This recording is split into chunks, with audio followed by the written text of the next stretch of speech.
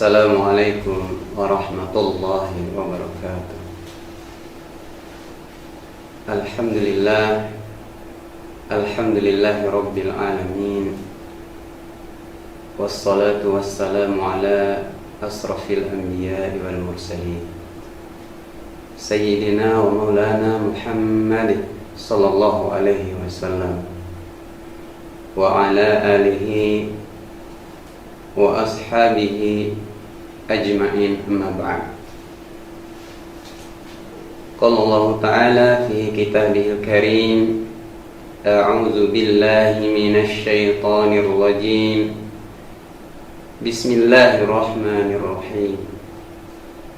Wa ma khalaqtul jinna wal insana illa liya'budun. Hadirin kaum muslimin yang dimuliakan oleh Allah Subhanahu wa taala.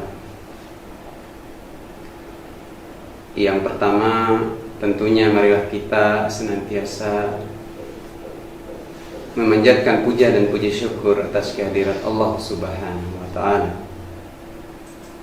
Karena di mana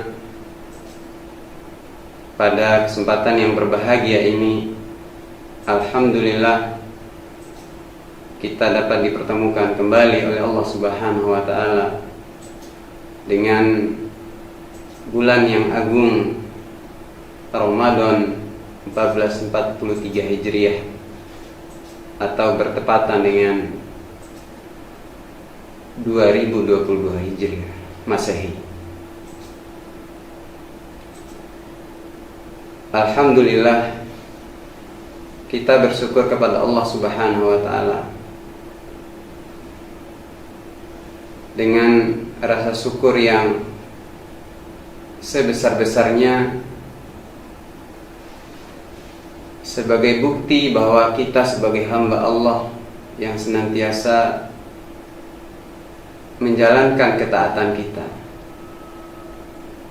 yang senantiasa takut akan segala ancaman-ancaman yang Allah berikan kepada kita. Maka melalui bulan Ramadan ini adalah momentum untuk kita semuanya membersihkan segala dosa, baik yang secara terang-terangan maupun dosa yang dilakukan secara terselubung yang dilakukan oleh kita. Maka insya Allah di dalam bulan suci Ramadan, apabila kita bersungguh-sungguh untuk menjalani ibadah ini, maka apa yang tidak mungkin, Allah akan menggantikannya dengan pahala yang berlipat ganda. Kemudian selanjutnya salawat serta salam mari kita sampaikan kepada uswah dan qudwah hasanah kita yang mulia, manusia yang agung, Nabi Muhammad sallallahu alaihi wasallam. Beliau merupakan manusia yang paling mulia di dunia ini, yang telah membawa kita dari zaman kebodohan, dari zaman kekafiran, menuju zaman kepintaran dan zaman keislaman, sebagaimana yang kita rasakan pada saat sekarang ini. Hadirin kaum muslimin yang dimuliakan oleh Allah Subhanahu wa taala. Pada kesempatan ini, izinkanlah saya untuk mengingatkan terutama kepada diri saya pribadi dan juga kepada para hadirin yang dimuliakan oleh Allah Subhanahu wa taala. Insyaallah kultum yang akan saya sampaikan pada kesempatan ini yang berjudul bersikap seimbang untuk dunia dan akhirat. Tentu kita bertanya, untuk apa sebenarnya manusia diciptakan oleh Allah di dunia ini? Maka sebagai seorang muslim tentu akan mudah menjawabnya. Jawabannya adalah dalam rangka untuk beribadah kepada Allah Subhanahu wa taala. Karena memang Allah Subhanahu wa taala telah menciptakan kita di dunia ini ya dalam rangka ya sepenuhnya untuk beribadah kepada Allah Subhanahu wa taala. Sebagaimana yang Allah tegaskan di dalam Quran surah Az-Zariyat ayat 56 yang tadi saya bacakan di muqaddimah tadi. Wa ma khalaqtul jinna wal insa illa liya'budun. Yang artinya dan Allah tidak menciptakan jin dan manusia ini kecuali untuk beribadah kepada Allah Subhanahu wa taala. Hadirin kaum muslimin yang dimuliakan oleh Allah Subhanahu wa taala. Ayat ini secara umum menjelaskan bahwa tugas pokok kita sebagai manusia pada dasarnya adalah untuk beribadah semata-mata kepada Allah Subhanahu wa taala.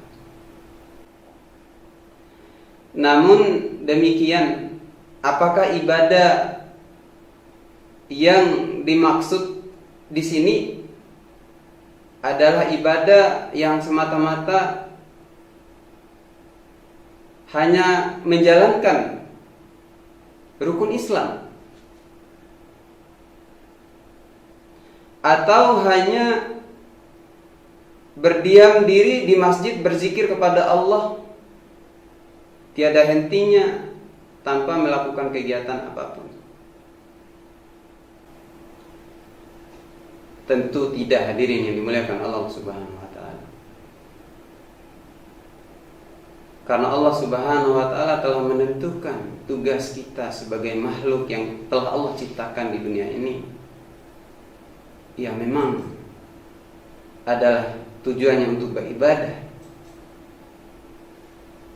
Namun pada kenyataannya bahwa Allah telah menciptakan kita di dunia ini adalah dalam rangka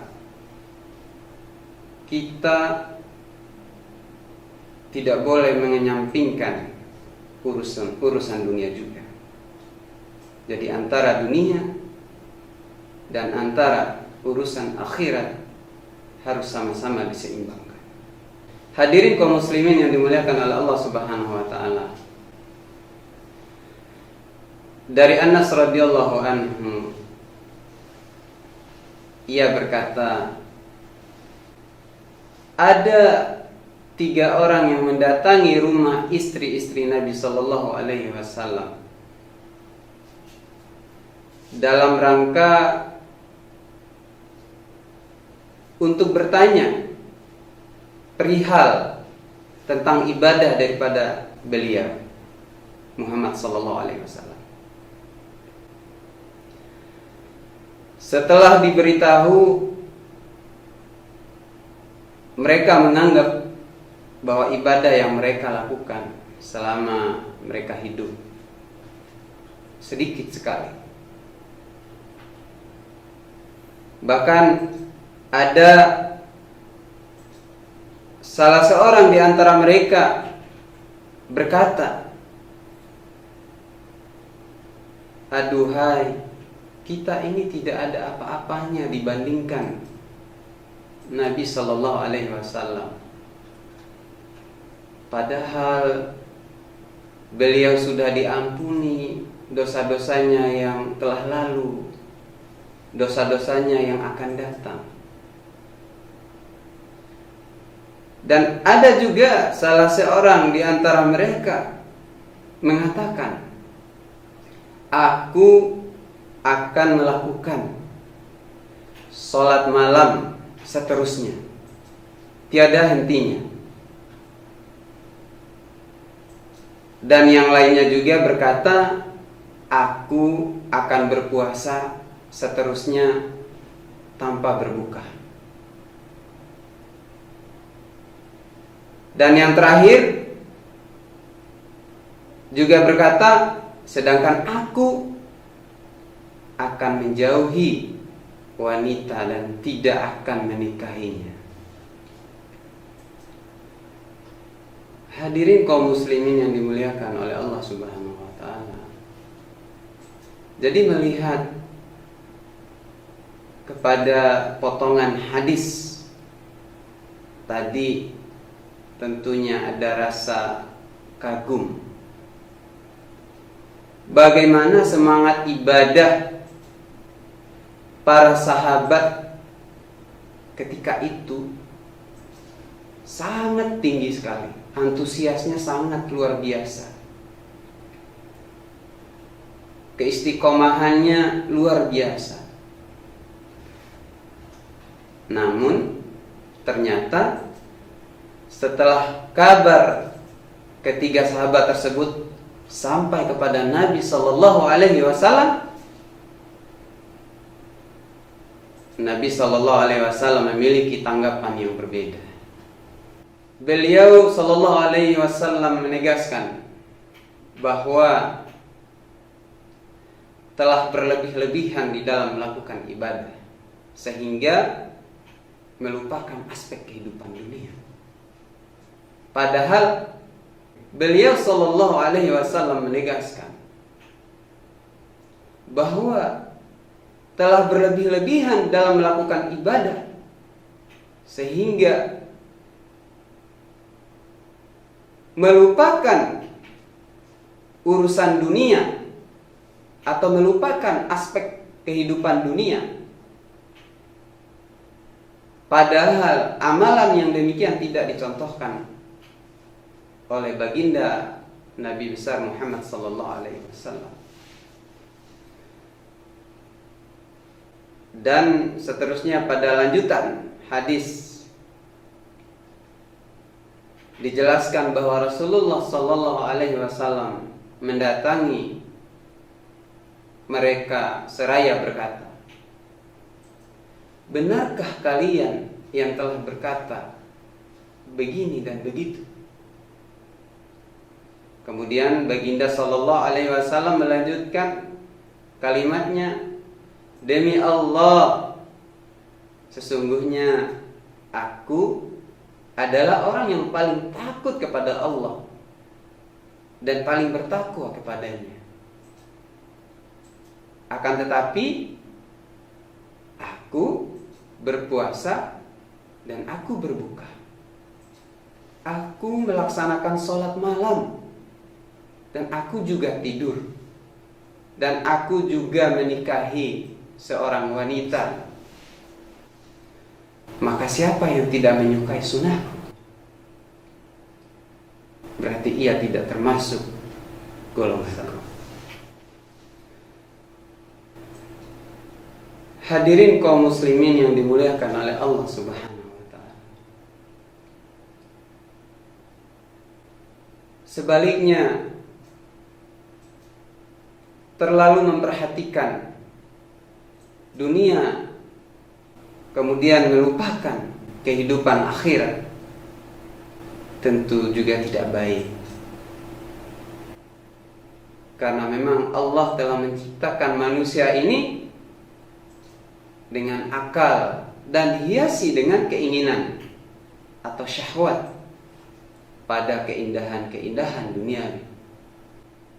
Allah Subhanahu wa taala berfirman di dalam Quran surah Al-Imran ayat 14 yang artinya, "Dan dijadikan indah pada pandangan manusia kecintaan kepada apa-apa yang diingini, yaitu wanita-wanita, anak-anak, harta yang banyak dari jenis emas, perak, kuda pilihan, binatang-binatang ternak dan sawah ladang. Itulah kesenangan hidup di dunia dan di sisi Allah, tempat kembali yang baik." Hadirin kaum muslimin yang dimuliakan oleh Allah Subhanahu wa taala. Dalam ayat tersebut Allah menjelaskan bahwa wanita, anak-anak, harta kendaraan, termasuk sawah ladang, adalah keindahan dunia yang wajar jika manusia condong kepadanya. Kecintaan terhadap beberapa hal tersebut pada dasarnya adalah sah, karena memang fitrah manusia memang diciptakan demikian.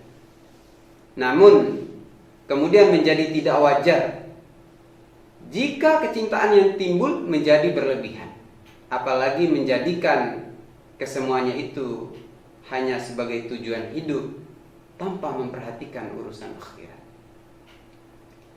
Hadirin kaum muslimin yang dimuliakan oleh Allah Subhanahu wa taala. Dalam sebuah ungkapan dikatakan bahwa dunia adalah ladang akhirat.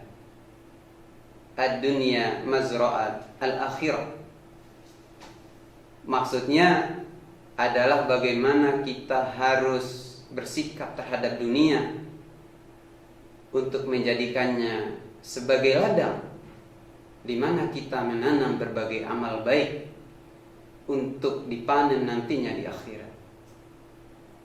Jika amal yang kita tanam berasal dari bibit yang kurang baik, maka kita akan bersiap memanen hasil yang kurang baik. Sebaliknya, jika yang kita tanam berasal dari bibit-bibit yang unggul, bibit-bibit yang baik, maka kita akan bergembira dengan hasil yang baik pula di akhirat kelak. Allah Subhanahu wa taala berfirman yang artinya, siapa yang mengerjakan kebaikan sebesar zarah pun, faman ya'mal mithqala dzarratin khairan yarah wa man ya'mal mithqala dzarratin syarran yarah. Maka Allah Subhanahu wa taala membalas sesuai dengan balasan yang setimpal. Dan siapa yang mengerjakan kejahatan sebesar zarah pun, Allah Maha melihat dan Allah membalasnya pula. Hadanallahu wa iyyakum ajma'in. Demikianlah kultum singkat yang dapat saya sampaikan melalui kesempatan ini. Kurang dan lebihnya mohon dimaafkan. Jazakumullah khairan katsir. Wassalamualaikum warahmatullahi wabarakatuh.